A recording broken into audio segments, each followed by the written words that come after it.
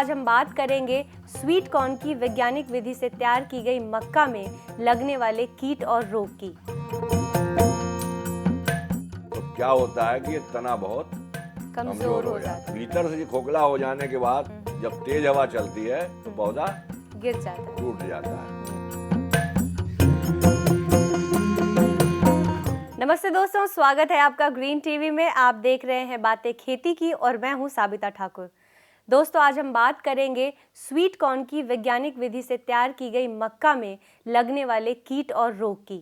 दोस्तों, इसी पर विस्तार से चर्चा करने के लिए आज हमारे साथ स्टूडियो में मौजूद हैं डॉक्टर अवधेश चंद्र शुक्ला जी। आइए शुक्ला जी का स्वागत करते हैं।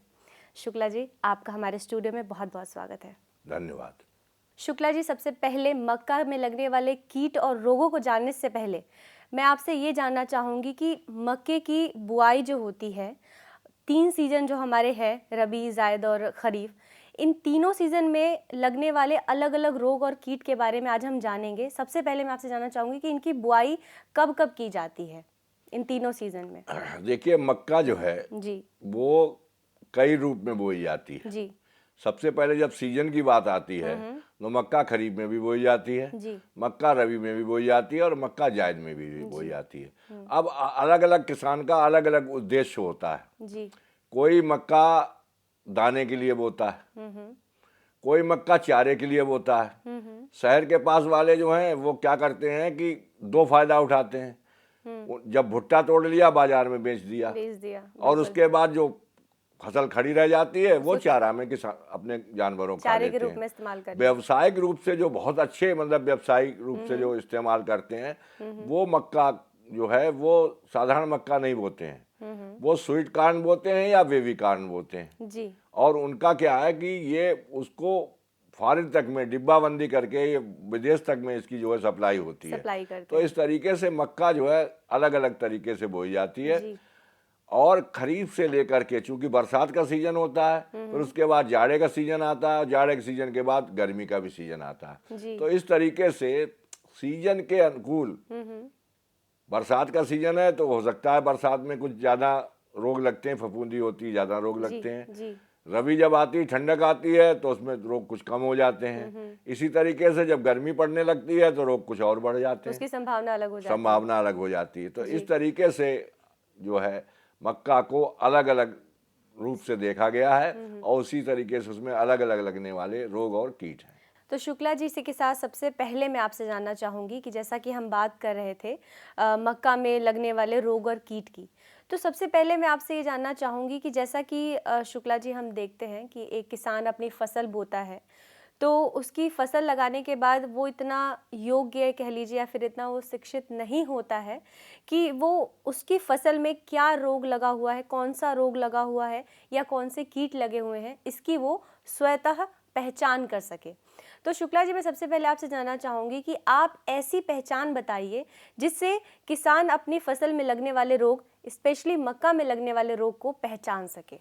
बहुत अच्छा आपका प्रश्न है, जी क्योंकि किसान जब तक उसको पहचानेगा नहीं बीमारी का, जी तब तक उसका इलाज क्या करेगा। बिल्कुल बिल्कुल। क्योंकि डॉक्टर भी जो है पहले नब्ज देखता है और अच्छी तरीके से थाइरोस्कोप और सब लगा करके जब देख लेता है और ये बीमारी है, उसकी पहचान हो जाती है, तभी वो प्रिस्क्रिप्शन लिखता है। बिल्कुल बिल्कुल। तो ये जानना बहुत जरूरी है। तो देखिए, सबसे पहला रोग हम लेते हैं तुलास्ता रोग। तुलास्ता रोग, जी।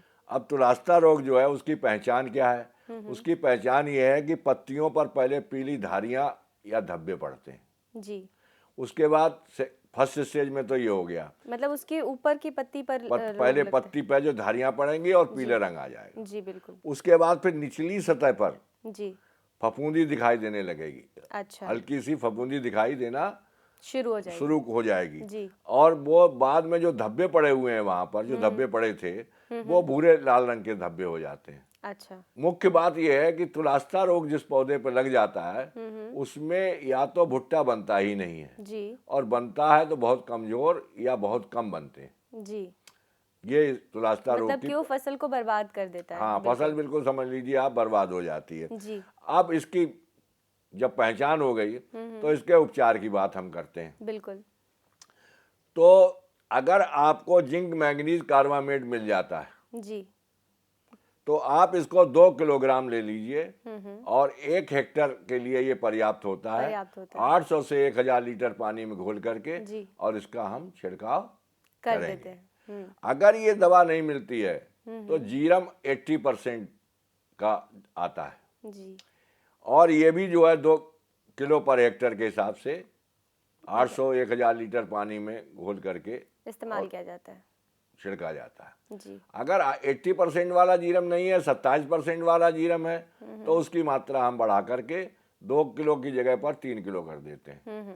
तो इन तीनों दवाइयों में से जो भी दवाई मिल जाए उनमें से एक दवाई को हम इस्तेमाल करेंगे तो हमारा तुलास्ता रोग मिट सकता है। मिल सकता है। उसके बाद दूसरा आता है पत्तियों का धब्बा रोग। जी। तो जैसा इसका नाम भी है पत्तियों का धब्बा रोग, तो इसमें क्या होता है कि लंबे अंडाकार धब्बे बनते हैं और ये धब्बे भूरे रंग के होते हैं। शुरू में ही स्टार्टिंग इसकी जो है वो भूरे ही रंग के धब्बे होते हैं और जब ये भयंकर रूप धारण करती है बीमारी तो पत्तियां बिल्कुल झुलस जाती हैं, सिकुड़ जाती हैं और धीरे धीरे सब नष्ट हो जाती हैं। नतीजा क्या होता है कि प्रकाश संश्लेषण की क्रिया बाधित होती है और पौधा धीरे धीरे नष्ट होने लगता है। जी। तो अब इसके लिए क्या है, इसके लिए एक रसायन आता है जिनेव। जी। और ये 2 लीटर जिनेव हम लेंगे और 2 लीटर जिनेव लेकर के हम 800 से 1000 लीटर पानी में घोल लेंगे और घोल करके इसका छिड़काव करेंगे।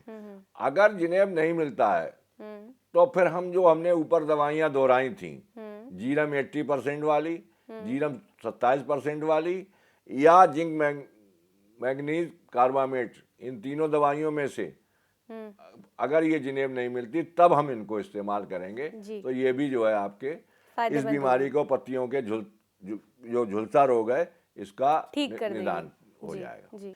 उसके बाद आती है एक बीमारी आती है सूत्रक्रम और सूत्रक्रम को कहते हैं निमेटोड।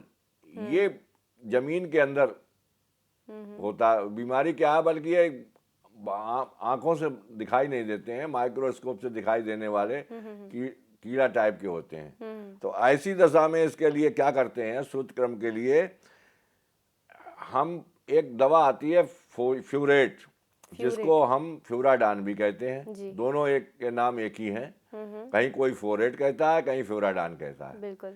ये इसका फ्यूरेट 10G 10 kg लेकर के हम, और जब हम भूमि की तैयारी करते हैं तो भूमि की तैयारी करते समय हम गहरी जुताई करते हैं। कहते हैं पहले मिट्टी पलटने वाले हल से हम गहरी जुताई करें। जी। और गहरी जुताई करने के बाद जिस वक्त हमारा खेत तैयार हो रहा होता है उसी समय में खेत में इसको बिखेर देते हैं। तो ये बिखेर देने से क्या होता है कि ये बहुत ही पॉइजनस होता है। अच्छा। फोरेट, इससे जो हमारा सूत्रक्रम जो है वो नष्ट हो जाता है। जी। उसके बाद चौथी बीमारी आती है तना सड़न। शुक्ला जी, इस बीमारी के बारे में आपसे जानेंगे, लेकिन फिलहाल हमारे कार्यक्रम में वक्त हो चला है एक छोटे से ब्रेक का। ब्रेक के बाद भी शुक्ला जी से जानेंगे मक्का में लगने वाले रोग और कीट के बारे में। रुकते हैं छोटे से ब्रेक के लिए। तना सड़न बीमारी है क्या और इस रोग को एक किसान कैसे पहचान सकता है? देखिए, बहुत ही आवश्यक है कि इसके बारे में जानना जरूरी है कि ये लगती कब है। बिल्कुल। ये खरीफ की फसल में जब वर्षा अधिक होती है तब ये बीमारी लगती है। जी।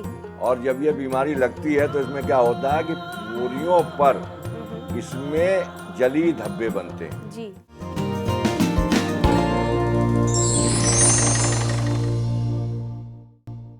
ब्रेक के बाद एक बार फिर से आप सभी का स्वागत है बातें खेती की में। दोस्तों, हम बात कर रहे थे मक्का में लगने वाले रोग और कीट के बारे में और जान रहे थे कि इन रोगों को कैसे पहचाना जा सकता है। इसी पर विस्तार से बताने के लिए हमारे साथ स्टूडियो में मौजूद हैं डॉक्टर अवधेश चंद शुक्ला जी। डॉक्टर अवधेश चंद शुक्ला जी, आपने मुझे अभी बहुत सारी बीमारियों के बारे में बताया और साथ ही आप बता रहे थे तना सड़न के बारे में, जहाँ से मुझे आपको रोकना पड़ा ब्रेक पे जाने के लिए।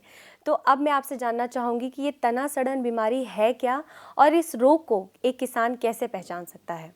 देखिए, बहुत ही आवश्यक है कि इसके बारे में जानना जरूरी है कि ये लगती कब है। बिल्कुल। ये खरीफ की फसल में जब वर्षा अधिक होती है तब ये बीमारी लगती है। जी। और जब ये बीमारी लगती है तो इसमें क्या होता है कि पूरियों पर इसमें जली धब्बे बनते हैं। जी। और वो जली धब्बे जो है वो शीघ्र ही सड़ने लगते हैं, महक आने लगती है इसमें। अच्छा। सबसे बढ़िया पहचान इसकी यही है कि दुर्गंध आने शुरू शुरू हो हो जाती जाती है, और जब ये दुर्गंध आती है उसके बाद पत्तियां भी धीरे धीरे इसकी नष्ट होने लगती हैं, लगती है। और बाद में जो है पोरी जो है वो कमजोर हो जाती हैं, और यहाँ तक कि जब हवा चलती है तो ये पौधे बीज से टूट जाते हैं, टूटने लगते हैं। टूटने लगते जी। हैं। तो अब इसकी बात आती है उपचार की। जी। तो उपचार की बात में इसमें जो, चूंकि ये बहुत ही ज़्यादा फफूंदी वाली दवा के इस्तेमाल इसमें करना जी। आवश्यक है, तो इसमें एक दवा आती है स्टेप्टोसाइक्लिन, जी। और दूसरी दवा आती है एग्रोमाइसिन। जी। इन दोनों दवाओं में से कोई भी दवा अगर मिल जाती है तो एक दवा हम ले लेते हैं, और उसमें हम मिलाते हैं कॉपर ऑक्सीक्लोराइड। अच्छा। अब जो हम पहले स्टेप्टोमाइसिन अगर हम लेते हैं तो 15 ग्राम स्टेप्टोमाइसिन और 500 ग्राम कॉपर ऑक्सीक्लोराइड, इन दोनों को मिला लेते हैं, और इन दोनों को मिलाकर के 800 से लेकर के 1000 लीटर पानी में हम घोल लेते हैं जी। और घोल करके इसका छिड़काव करते करते हैं। अब अगर स्टेप्टोसाइक्लिन नहीं मिलती है, जैसा मैंने बताया एग्रोमाइसिन मिलती है, तो एग्रोमाइसिन का भी 15 ग्राम दवा हम लेंगे और उसको कॉपर ऑक्सीक्लोराइड के 500 ग्राम में घोल करके और उसका हम छिड़काव कर देंगे। करेंगे। तो इस तरीके से हम तना सड़न से जो है बचाव मुक्ति कर प्राप्त सकते कर हैं। लेंगे। जी। अब उसके बाद जो हमारी गुलाबी उकटा रोग है, जी। ये विशेषकर रबी में लगती है जाकर के। अच्छा। रबी के दिनों में जब इधर अक्टूबर नवंबर में हमारी बरसात नहीं होती है तो सूखा होने लगता है, मिट्टी सूखने लगती है। जी। जी।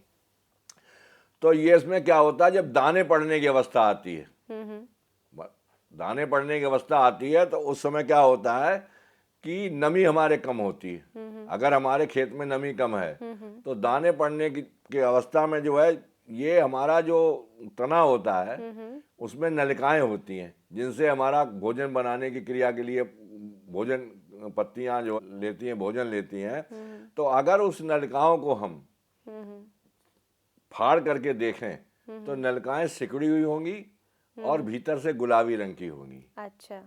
तो इसीलिए इसको गुलाबी उकटा रोग कहते हैं। जी। और होता क्या है कि इससे पौधा सूखने लगता है और हमारा जो दाना है वो कमजोर हो जाता है। जी। तो इसके लिए जो है खासकर जो है वो दवा है, सबसे पहली तो दवा से ज़्यादा आवश्यक है सिंचाई अवश्य करें। नमी बनी रहेगी तो हमारा इसका निदान होगा, सुरक्षित रहेगा पौधा। पौधा सुरक्षित रहेगा, क्योंकि ये नमी की कमी के कारण ही ये बीमारी बढ़ती है। दूसरा ये स्वस्थ बीज, प्रमाणित बीज हो, स्वस्थ बीज हो। अच्छा। हाँ, और तीसरा ये है कि बीज का उपचार जरूर कर लेना चाहिए। अच्छा।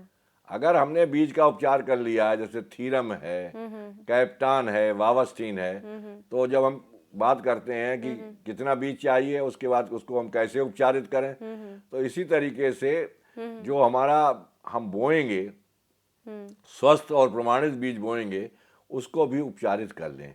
और उपचारित करने के लिए अगर हमारी थीरम है तो 2.5 ग्राम थीरम, अगर कैप्टान है तो हमारा 2 ग्राम, और बावस्टीन है तो 1.5 ग्राम। ये कितने के लिए? 1 किलो बीज के लिए। जी। आप उसको जरा सा हल्का सा नमी उसमें आ जाए और उस नमी को आप धीरे धीरे उस पर दवा डालते चले जाएं और मिलाते चले जाएं। जी। तो इस तरीके से ये उपचारित हो जाएगा। जी। तो ये आप अगर सिंचाई समय से करते हैं, नमी बनाए रखते हैं, बीज उपचारित करते हैं, स्वस्थ और बीज बोते हैं, तो मतलब इस कि बीमारी सारी चीजों का आप ध्यान रखेंगे तो मतलब तो नहीं लगेगा ये आपका गुलाबी उकटा रोग नहीं से निदान हो जाएगा। जी। उसके बाद आप एक बीमारी लगती है हमारी, कौन से में? स्वीट कॉर्न में, विशेषकर स्वीट कॉर्न में ये बीमारी लगती है। मतलब बाकी मक्का में नहीं, मतलब स्पेशली आप स्वीट कॉर्न की बीमारी की बात स्वीट कॉर्न की बीमारी की बात कर रहा हूँ, जी। कार्बोलेरिया पत्ता धब्बा रोग। अच्छा। और ये बीमारी जो है, जैसा मैंने बताया कि विशेषकर स्वीट कॉर्न में, क्योंकि ये जायद में जाकर के लगती है, इसमें पत्ते जो है पहले पीले पड़ जाते हैं और पीले पड़ते हैं और धब्बे भी इसमें आ जाते हैं, धब्बे पड़ जाते हैं और जैसे ही रोग इसका बढ़ना शुरू करता है जी। वैसे ही पत्तियां सूखना शुरू शुरू हो जाती हैं। हैं। जी। तो इसके लिए भी ये सबसे ज़्यादा जरूरी है कि प्रमाणित बीज जो अवरोधी हो उसको प्रयोग करना चाहिए। और एक दवा आती है मैंगो जेब, अच्छा। 0.2%। जी। तो 0.2% का मतलब हमारा होता है कि हम 2 ग्राम को 1 लीटर में हम इसको इस्तेमाल घोलें। करते हैं। अब अगर हमारे पास एरिया ज़्यादा है, मान लिया हमने 1 लीटर की बात की थी, अब हम 10 लीटर की बात करते हैं, तो 2 ग्राम की जगह उधर 20 ग्राम हो जाएगा। तो मतलब कहने का हमारा ये है कि अगर हमारा पानी का अनुपात बढ़ता है तो उसी अनुपात में हमें दवा भी बढ़ानी पड़ेगी। बिल्कुल। और अगर हम ये कहें कि अगर हमें 1 हेक्टेयर में अगर छिड़काव करना है तो हम कहेंगे कि आप फिर उसको है 2 मिलीलीटर की जगह पर जो आपने लिया था उसकी जगह पर आप 2 लीटर ले लीजिए और उसको 1000 लीटर पानी में घोल लीजिए और उसके बाद छिड़काव कर दीजिए। तो इस तरीके से आपका जी मुक्ति जी, प्राप्त हो बहुत बहुत जाएगी। धन्यवाद शुक्ला जी, आपने रोग के बारे में बताया। अब आगे मैं आपसे जानूंगी कि इसमें कीट कौन कौन से लगते हैं। तब तक हमारे कार्यक्रम में वक्त हो चला है एक छोटे से ब्रेक का। ब्रेक के बाद हम जानेंगे कि मक्का में कौन कौन से कीट लगते हैं। एक छोटा सा ब्रेक। अब मैं आपसे जानना चाहूँगी कि मक्का में कौन कौन से कीट लगते हैं और उन कीट की पहचान कैसे की जाती है। देखिए, सबसे पहला कीट हमारा जो है वो बहुत ही जो सबसे ज़्यादा डैमेज करता है फसल को है वो है तना छेदक। बिल्कुल। और तना छेदक जैसा इसका नाम है, तना को छेदने वाला, छेद कर देता है। तो सूड़ी होती है ये, और ये सूड़ी मुलायमी अवस्था में ये तने के अंदर घुस जाती है। बिल्कुल।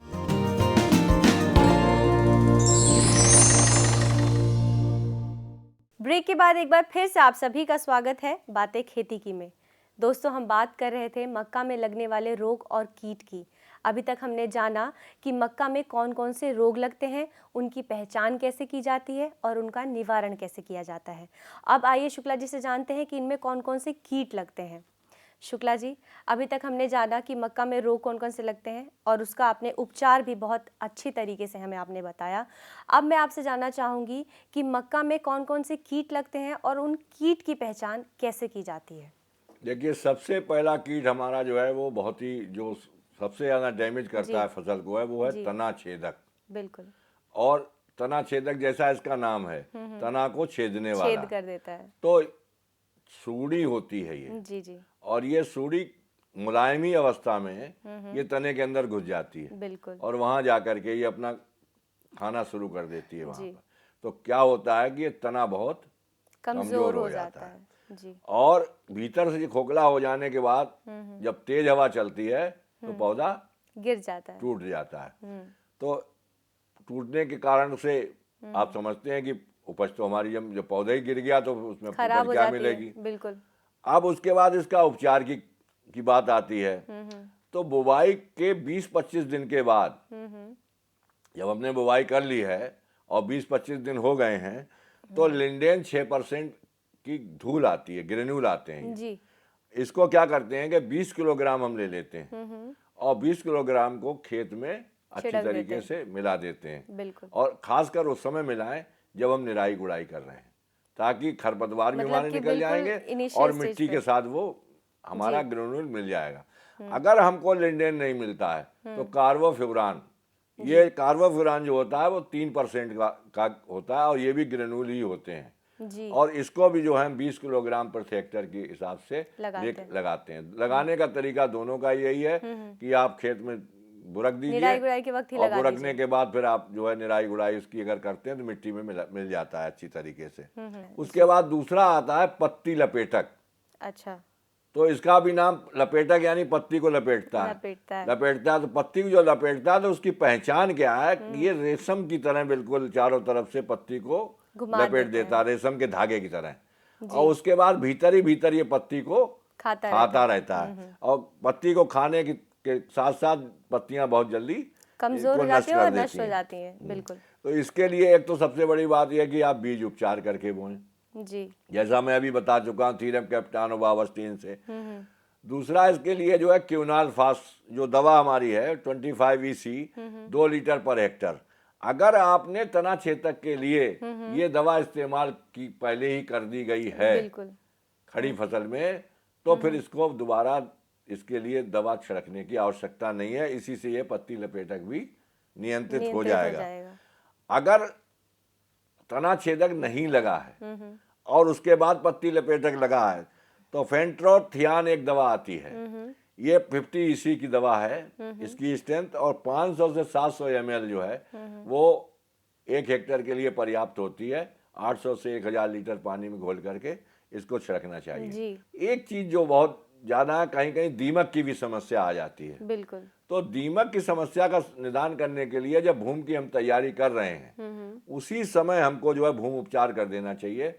और भूमि उपचार करने के लिए हमें करना क्या है कि लिंडेन धूल आती है और उसको हम 25 से 30 किलो ले लेते हैं और खेत की तैयारी करते समय जब अंतिम तैयारी करते हैं तो हम लिंडेन डाल करके पाटा लगा देते हैं, तब हम मक्का बोते हैं। अगर खड़ी फसल में अगर दीमक लगी हुई है तो हम क्लोरोपाइरीफास एक दवा आती है, इसको हम 3 लीटर ले लेते हैं और जब हम सिंचाई कर रहे होते हैं तो सिंचाई की नाली में एक घड़े में इसको भर करके और नीचे छेद कर देते हैं। उससे टपक टपक करके सिंचाई की जो पानी जा रहा है उसमें वो दवा मिलती चली जाती है और पूरे खेत में दवा पहुंच जाती है। इससे दीमक की समस्या का समाधान हो जाता है। रबी की फसल में और कभी कभी जायद की फसल में माहू आ जाता है, माहू एफिस। ये विशेषकर सरसों का कीट है। चिपक जाता है, हरे रंग का होता है, बहुत छोटा सा चिपक जाता है और रस चूसता है और रस चूस करके जो है फसल को नुकसान पहुंचाता है। तो इसके लिए मोनोक्रोटोफास एक दवा आती है 36 EC की और उसको 500 ml पर हेक्टेयर के हिसाब से लेकर के और 800 से 1000 लीटर पानी में घोल करके और अगर हम इसका छिड़काव करें तो हमारी ये कीट का निदान हो जाता है। जी बिल्कुल। शुक्ला जी, आपने मक्का के कीट और रोग से रिलेटेड इतनी महत्वपूर्ण जानकारियां आपने हमारे दर्शकों को दी, इसके लिए आपका बहुत बहुत धन्यवाद। आपको भी धन्यवाद। तो दोस्तों, हमने अपने आज के एपिसोड में जाना कि मक्का में कौन कौन से रोग लगते हैं, कौन कौन से कीट लगते हैं और उनका निवारण कैसे किया जाता है।